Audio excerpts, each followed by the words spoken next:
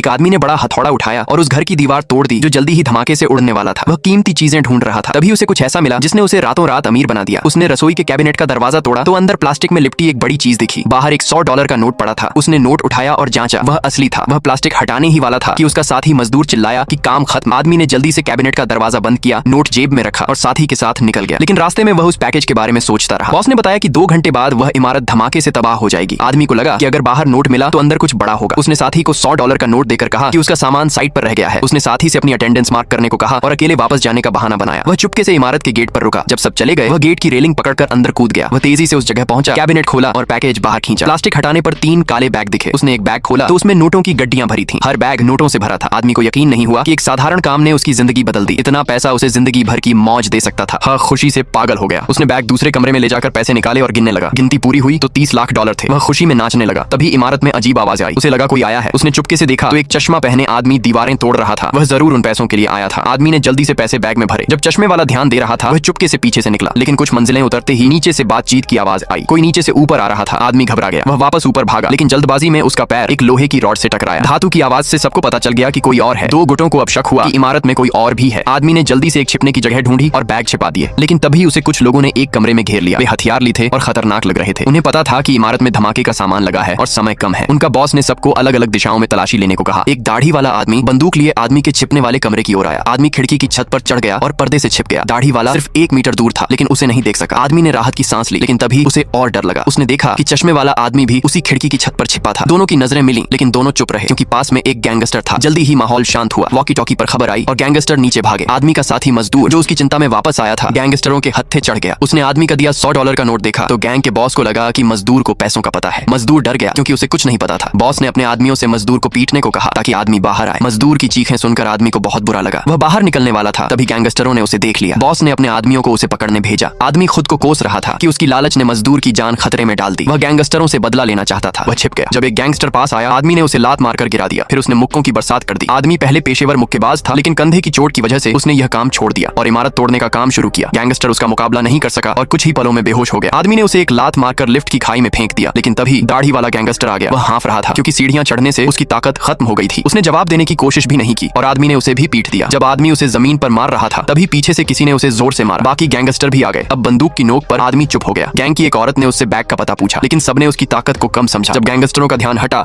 आदमी ने अचानक हमला कर दिया।